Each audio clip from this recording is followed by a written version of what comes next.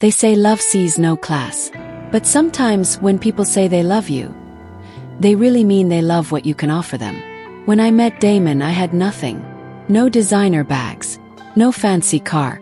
Just a waitress uniform and dreams too big for my reality. But I was fine with that. I believed in hard work and growing from the ground up. I believed love was stronger than bank balances. And for a while he made me believe he believed that too. We met at a small Italian cafe I worked at on weekends. Damon came in every Saturday like clockwork, always sitting by the window, ordering the same penne arrabbiata with a glass of red wine. He was charming, confident, and always dressed like he stepped out of a luxury magazine. I thought he was just another rich boy passing through. But he noticed me. One evening, he waited outside until my shift was over. He offered to walk me home. I hesitated, but there was something about his presence. Warm, safe, magnetic. So I let him. That walk became a weekly ritual. Then twice a week. Then every day. Before long, we were inseparable. Damon told me he admired my work ethic. He said he loved how down-to-earth I was. He claimed I was different, and I fell hard. But here's the thing about falling. You don't always know how far down you'll go until you hit the floor. The first red flag came on my birthday. I had just finished a 14-hour shift and was excited to see him. I had saved up for weeks to buy us a steak dinner at a cozy restaurant I knew he liked. When I showed him the place, he scoffed. "This is it," he muttered. I laughed awkwardly. "I thought you liked rustic places." He didn't even touch his food. Later that night, I handed him a small box, a watch I'd saved 3 months' worth of tips to buy. He opened it and stared blankly. "It's cute," he said. "Cute." My heart sank. The second red flag came when I invited him to meet my best friend, Tasha. She was the closest thing I had to family. We'd grown up together, survived the foster system side by side. Tasha asked him a few basic questions. Where he worked, what he did, where he saw himself in 5 years. He called her nosy and said she had poor people energy. That night, Tasha pulled me aside. "He doesn't respect you," she warned. But I didn't listen. Because love, it blinds you. Especially when you've gone your whole life craving it. Months passed, and Damon started pulling away. Calls went unanswered. Dates were postponed. And when we did meet, his eyes were always somewhere else. On his phone, his Rolex, other women. Then came the day. It was a cold Tuesday morning. I was at my shift when he texted me. "We need to talk." We met at a rooftop bar, his choice. He didn't even sit down properly before blurting it out. "I just don't see a future with someone who's not in my league."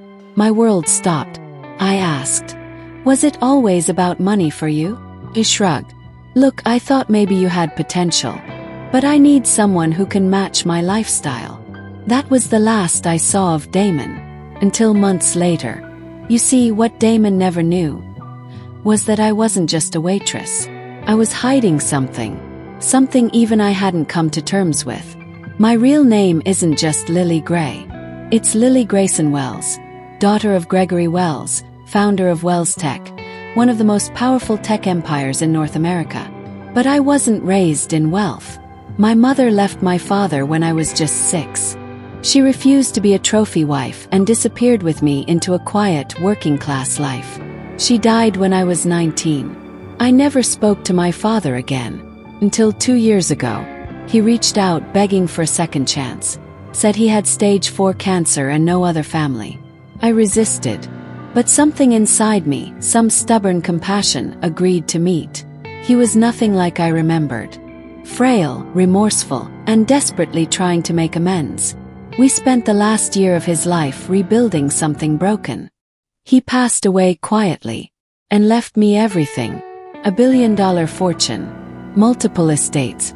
Ownership of Wells Tech. It was overwhelming. But I made a decision. I didn't want anyone to know. I wanted to live life on my terms. To be loved for who I was. Not what I had. That's why I never told Damon. Fast forward to now.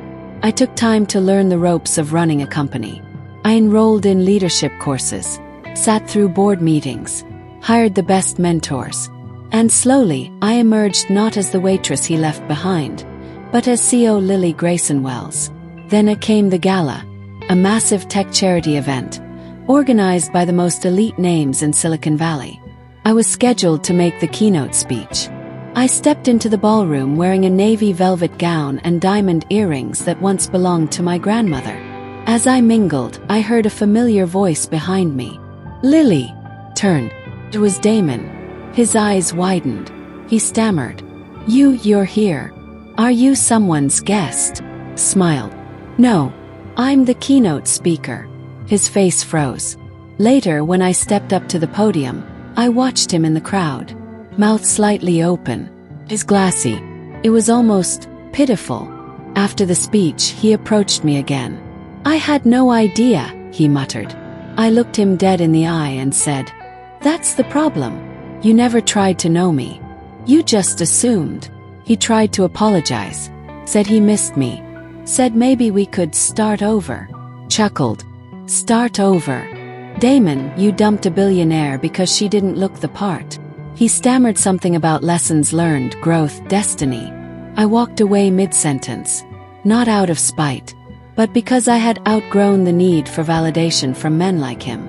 I spent so long thinking love was something to beg for. Now I know better. I know what real love looks like. It's respectful. It's patient, kind, and it doesn't care what's in your bank account.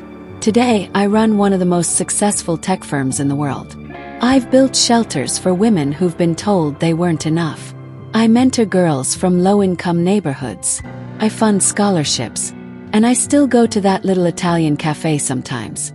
Not because I miss Damon, but because that place reminds me, you can be humble, grounded, and still be royalty. So if someone ever dumps you because of where you are, let them. Because they don't deserve to be around when they find out where you're going.